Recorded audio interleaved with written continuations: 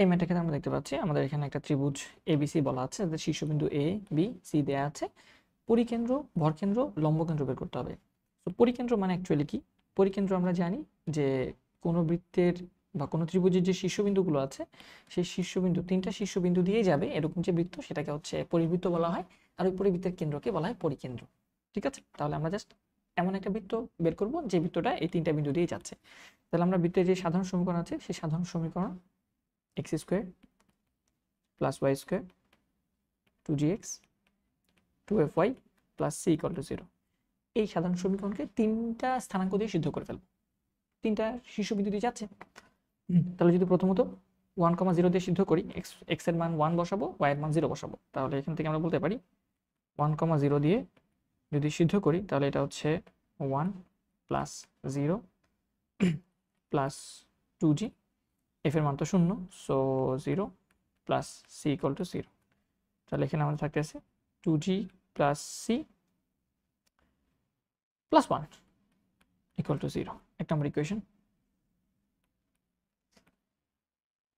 আবার যেটা করি, 1,0 দিয়ে সিদ্ধ হয়ে গেল, এখন আমরা 0,4 দিয়ে সিদ্ধ করি। 0,4 দিয়ে যদি সিদ্ধ করি তাহলে x এর মান 0, y এর মান 4, সো 4 স্কোয়ার মান হচ্ছে 16 প্লাস এটা 0, y এর মান 4, so 8f plus c equal to 0। তাহলে এখান থেকে আসতেছে 8f plus c plus 16 equal to 0, 2 number equation. আবার x এর মান 2, y এর মান 5 দিয়ে সিদ্ধ করে ফেলি। 2,5 দিয়ে যদি সিদ্ধ করি তাহলে আমরা পাচ্ছি 2 হচ্ছে x এর মান, সো 4, y এর মান হচ্ছে 5, দ্যাট মিনস 25 হবে এটা, প্লাস 2gx, x এর মান 2, সো 2 এবং 2 হচ্ছে 4, তাহলে 4g, y এর মান হচ্ছে 5, তার মানে হচ্ছে 10f plus c equal to 0। এটাকে সাজায় লিখলে 4g plus 10f plus c plus আমাদের এখানে 25 আর 4 হচ্ছে 29, 29 ইকুয়াল টু 0। এটাকে আমরা 3 নম্বর ইকুয়েশন দিই। এবং এখন এই তিনটা ইকুয়েশনে অজানা রাশি কয়টা? তিনটা, জিএফসি, জিএফসি। তাহলে তিনটার ইকুয়েশন জানা আছে, তিনটা অজানা রাশি, তাহলে ক্যালকুলেটরে তুমি সলভ করে ফেলতে পারবা। তিনটা ইকুয়েশন আলাদা করে সলভ করার দরকার নাই, ঠিক আছে? তাহলে ইউজিং ক্যালকুলেটর, বা তুমি বলতে পারো সলভিং 1 2 3, তুমি জি এর মান কত পাও সেটা লিখবা, এফ এর মান কত পাও সেটা লিখবা, এবং সি এর মান কত পাও সেটা লিখবা। আমি ক্যালকুলেটারে সলভ করতেছি, তোমরা তোমাদের নিজের মতো করে ক্যালকুলেটারে সলভ করতে পারো চাইলে। তো আমি যদি ইকুয়েশনে যাই মেনু থেকে, আমাদের এখানে ইকুয়েশন হচ্ছে কত নাম্বারে? হ্যাঁ, আমার এখানে হচ্ছে এ নাম্বার ইকুয়েশন, এ নাম্বার ইকুয়েশন। হপফুলি তুমি দেখতে পাচ্ছ। তোমরা ইকুয়েশনে গেলাম, এটা হচ্ছে একটা পলিনোমিয়াল ইকুয়েশন, আমাকে বলা হচ্ছে কি ইকুয়েশন, দেখতে পাচ্ছ? না, এটা সিম্পল ইকুয়েশন, এটা তো দ্বিঘাতই না। দেখো সিম্পল ইকুয়েশন 1 নাম্বার যেটা আছে সেটা দিব, চুজ করব 1। তারপর বলতেছে নাম্বার অফ আননোন, আননোন রাশি কয়টা সেটা, এখানে হচ্ছে 3টা, তাহলে আমি 3 দিব। তাহলে এখানে দেখো সুন্দর করে একটা ম্যাট্রিক্স চলে আসছে, এবং এই ম্যাট্রিক্সে আমি জিএফসি, জিএফসি এভাবে মানগুলো দেওয়ার চেষ্টা করব। তো প্রথম ইকুয়েশনে জি এর মান হচ্ছে, জি এর সহগ হচ্ছে 2, এফ, এফ এর সহগ হচ্ছে 0, এবং জেড এর সহগ হচ্ছে, বা সি এর সহগ হচ্ছে 1, 1 দিব, এবং ইকুয়াল টু দিয়ে সমান সমানের ওপাশে আমাকে লিখতে হয়। আমার এখানে সমান সমানের ওই পারে লিখতে হয় হচ্ছে কনস্ট্যান্টটা। তাহলে কনস্ট্যান্ট যেহেতু এই পাশে হচ্ছে আমার 1, তাহলে এটা ওপাশে চলে গেলে -1 হয়ে যাবে, তাহলে -1। 2 নম্বর ইকুয়েশনে জি এর সহগ হচ্ছে 0, জি নাই, এফ এর সহগ হচ্ছে আমাদের 8, সি এর সহগ হচ্ছে আমাদের 1, অ্যান্ড কনস্ট্যান্ট ওপাশে গিয়ে কনস্ট্যান্টের মান হচ্ছে 2 নম্বর ইকুয়েশনে -16, -16। 3 নম্বর ইকুয়েশনে জি এর সহগ হচ্ছে 4, এফ এর সহগ হচ্ছে 10, সি এর সহগ হচ্ছে 1, এবং কনস্ট্যান্ট সেটা হচ্ছে পাশে গিয়ে -29। তাহলে 3টা ইকুয়েশন দিয়ে দিলাম, তোমরা হোপফুলি একদম ক্লিয়ারলি দেখতে পাচ্ছ 3টা ইকুয়েশন। এবার 3টা ইকুয়েশনকে সলভ করলে জিএফসি এর মান পেয়ে যাবে। তো আমাদের জি এর মান আসে -37/18, এফ এর মান আসে -43/18, এবং সি এর মান আসে 28/9। তো আমাদের দরকার হচ্ছে পরিকেন্দ্রটা, রাইট? সো এটার কেন্দ্র যেটা সেটা হচ্ছে আমাদের অ্যান্সার। এবং আমরা জানি এই বৃত্তের এই বৃত্তের কেন্দ্র হচ্ছে minus C comma minus F. সুতরাং পরিকেন্দ্র হয়ে যাচ্ছে minus C comma minus F, G এর মান 37/18 কমা 43/18। শেষ, পরিবৃত্তের কেন্দ্র শেষ। ডান, একটা উত্তর পেয়ে গেলাম। সো এটাকে আমি একটু মার্ক করে রাখি যে একটা উত্তর আমাদের শেষ। এখন আমাদের বলা হয়েছে ভর কেন্দ্র বের করো। ত্রিভুজের তিনটা শীর্ষ জানলে ভর কেন্দ্র সূত্র তো আমরা জানি, রাইট? ভর কেন্দ্র সূত্র আমরা জানি। ত্রিভুজের তিনটা শীর্ষ জানা থাকলে ভর কেন্দ্রের সূত্র হয়, তিনটে স্থানাঙ্ক জানলে x1 plus x2 plus x3/3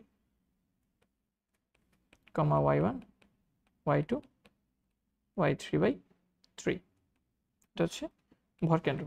তো মানগুলো বসাই দিই। আমাদের এখানে x1 এর মান হচ্ছে 1, x2 মান হচ্ছে 0, x3 এর মান হচ্ছে 2 divided by 3 comma y1 y2 y3, এটা হচ্ছে 0 4 5 0 4 5/3। সো এটাকে করলে আমরা পাচ্ছি এটা হচ্ছে 3/3 মানে 1, এটা হচ্ছে 9/3 মানে 3। সো 1 কমা 3, শেষ। এটা হচ্ছে আমাদের ভরকেন্দ্র। তাহলে আমাদের ভরকেন্দ্র হয়ে গেল, ভরকেন্দ্র পর্যন্ত ডান। এখন যেটা করা লাগতেছে সেটা হচ্ছে আমাদের আলটিমেটলি লম্ব কেন্দ্র বের করা লাগবে।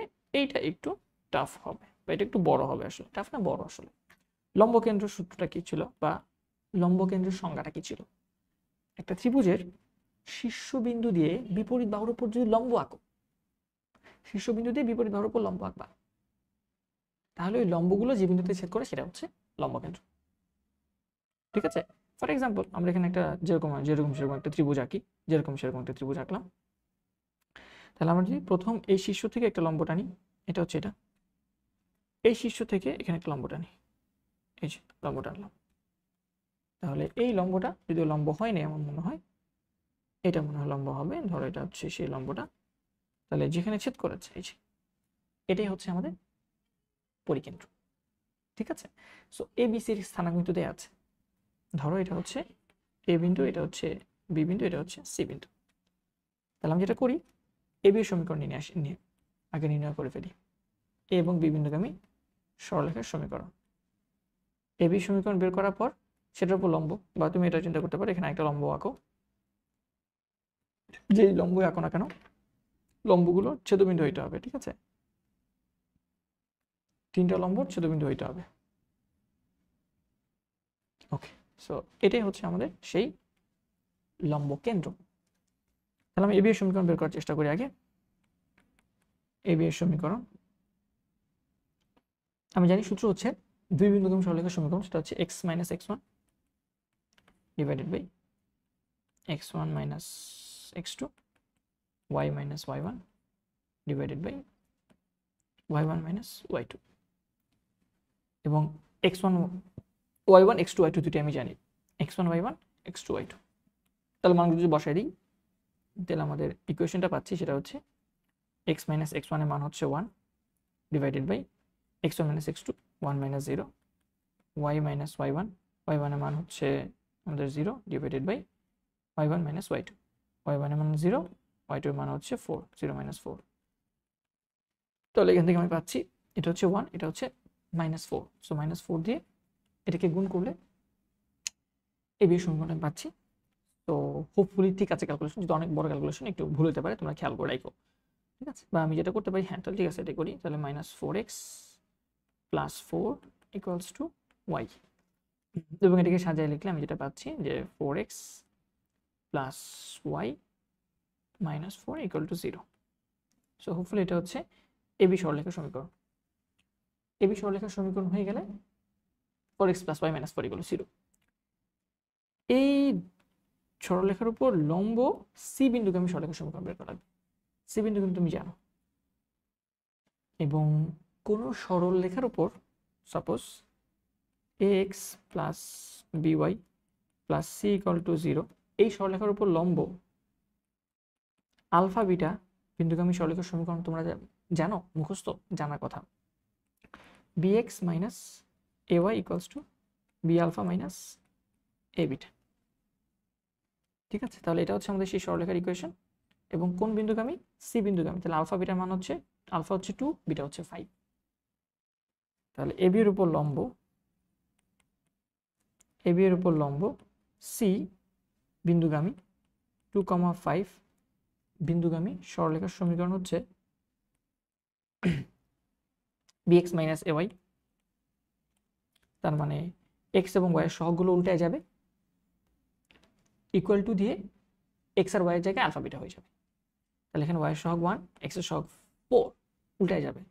তাহলে এটা হয়ে যাবে x এর সহগ হয়ে যাবে x, y এর সহগ হয়ে যাবে 4y, আর মাঝখানে একটা মাইনাস চলে আসবে। ইকুয়াল টু হুবহু এই জিনিসটাই উপাশে লিখবো, কিন্তু x আর y এর জায়গায় আলফা বিটা বসাই দিব।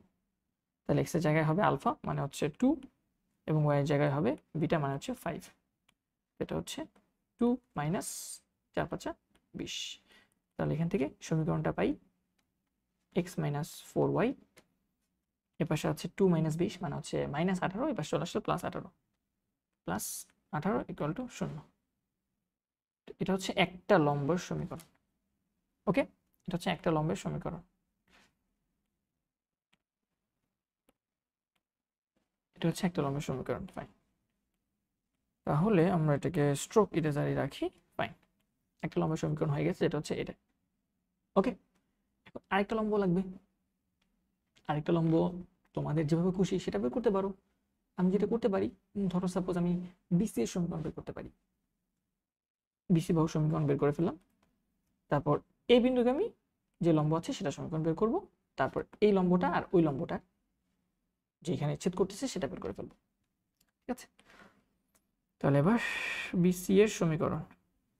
বিসি এর সমীকরণ হচ্ছে বি আমরা জানি x1 y1, এটা হচ্ছে x2 y2। তাহলে এই যে এই সূত্র দিয়ে বিসি এর সমীকরণটা বের করে নিয়ে আসি। বিসি এর সমীকরণ হচ্ছে x মাইনাস x1, x1 এর মান হচ্ছে আমাদের 0, x1 minus x2 0 minus 2, 0 minus 2, y minus y1, y1 এর মান হচ্ছে 4, so y minus 4 divided by y1 minus y2। এটা হচ্ছে y1, এটা হচ্ছে y2, 4 minus 5।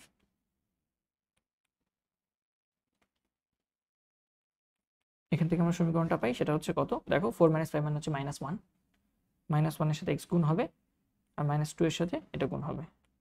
So -x equals to -2y plus -2 আর -4 গুণ করলে +8। দেখা যাচ্ছে কিনা জানি না, আমি এটাকে নিচে নিয়ে আসি, তাহলে হয়তো দেখা যাবে এটা। ঠিক আছে, এবং এটা যদি সিম্পলিফাই করি, সিম্পলিফাই করে আমি পাচ্ছি এক্সটাকে পাশে নিয়ে যাই, x minus 2y plus 8 equals to 0। তাহলে এটা হচ্ছে বিসি সরলরেখার সমীকরণ। আর এখন বিসি এর উপর লম্ব এ বিন্দুগামী, এ হচ্ছে 1,0। এই বিন্দুগামী সরলরেখার সমীকরণ কত হবে বলো? বিসি এর উপর লম্ব এ বিন্দুগামী, এ হচ্ছে 1,0। এই বিন্দুগামী যে সমীকরণ সেটা হচ্ছে ওই যে এক্স আর ওয়াই এর সহগগুলো উল্টে যাবে এবং মাইনাসে মাঝখানে মাইনাস হয়ে যাবে। তাহলে এক্স এর সহগ কোথায় দেখো, এক্স এর সহগ হচ্ছে 1, ওয়াই এর সহগ হচ্ছে -2, উল্টে যাবে। তাহলে এটা যাবে -2x, আর ওয়াই এর সহগ হয়ে যাবে 1, ওয়াই মাঝখানে একটা মাইনাস, ইকুয়াল টু সমান সমান পাশে এটাই লিখবো, হুবহু এটা লিখবো, কিন্তু এক্স আর ওয়াই এর জায়গায় কি হবে? আলফা বিটা, এই যে এটা। তাহলে এক্স এর জায়গায় হবে 1 এবং ওয়াই এর জায়গায় হবে 0। ওপাশ সমান সমান ওপাশে হবে -1 -0। তাহলে এটাকে সাজিয়ে লিখলে আমরা পাচ্ছি, যদি -x কে ওপাশে নিয়ে যায় তাহলে +x, -y কে ওপাশে নিয়ে যায় তাহলে +y -1। তাহলে x + y -1 ইকুয়াল টু 0। এগুলোকে আমি অন্য কালার দিই তাহলে বুঝতে সুবিধা হবে। এটা হচ্ছে একটা লম্ব, এন্ড এটা হচ্ছে আমাদের আরেকটা লম্ব। এই দুইটা লম্বের যে ছেদবিন্দু আছে এটাই হচ্ছে উত্তর, লম্ব কেন্দ্র। তাহলে ত্রিভুজটা কেমন মনে হয়? একটু রিসাইজ করে ছোট করে অন্য কোথাও রেখে দেওয়া যাবে চাইলে। এটাকে পাশে রাখি এবং এই ইকুয়েশনগুলোকে একটু উপরে নিয়ে যাই সবগুলোকে, তাহলে আমাদের এখানে একটু জায়গা হবে হোপফুলি। ওকে, আমার মনে হয় একটু জায়গা হয়েছে। হ্যাঁ, মোটামুটি জায়গা হয়েছে। আমি এটাকে উপরে নিয়ে আসি, এই জিনিসটাকে পুরোটাকে এদিকে নিয়ে আসি, একটু রিসাইজ করে দিই, ছোট করে দিই যাতে বোঝা যায়। ফাইন, একটু বড় হবে ম্যাটটা, বাট আশা করি সমস্যা হওয়ার কথা না। ঠিক আছে, এটা হচ্ছে আমাদের এবি সরলরেখার সমীকরণ ছিল। সেখান থেকে এবি সরলরেখার উপর এটা হচ্ছে একটা সূত্র, এটা হচ্ছে একটা সূত্র, এটা হচ্ছে একটা সূত্র ছিল। পুরো সূত্রটাকে আমরা একটা রেড কালার বক্সে দিয়ে দিই। এটা হচ্ছে আমাদের একটা সূত্র ছিল, ঠিক আছে, এবং এটা আসলে আমাদের একটা সূত্র ছিল। এই দুইটাই আমাদের সূত্র ছিল, ঠিক আছে, দুইটা সূত্র ছিল। সেখান থেকে আমরা এবি এর উপর লম্ব একটা সমীকরণ নিয়ে আসলাম, সেখান থেকে বিসি এর সমীকরণ বের করলাম,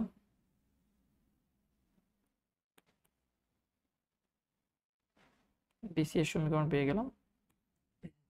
সেই বিসি এর সমীকরণ থেকে বিসি এর উপর লম্ব এই বিন্দুগামী একটা লম্ব সরলরেখার সমীকরণ পেয়ে গেলাম। এখন এই দুইটা লম্বর যদি সলভ করি, বা এটাকে একটু ইকুয়েশন নাম্বার দিলে মনে হয় বেটার হয়। এটাকে ধর 1 নম্বর ইকুয়েশন দিই, এটাকে 2 নম্বর ইকুয়েশন দিই। সলভিং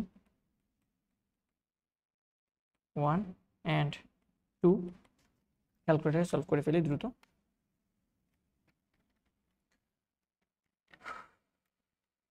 ইকুয়েশন, এটা একটা সিম্পল ইকুয়েশন, এবং এটার আননোন হচ্ছে দুইটা ভ্যারিয়েবল এক্স এবং ওয়াই।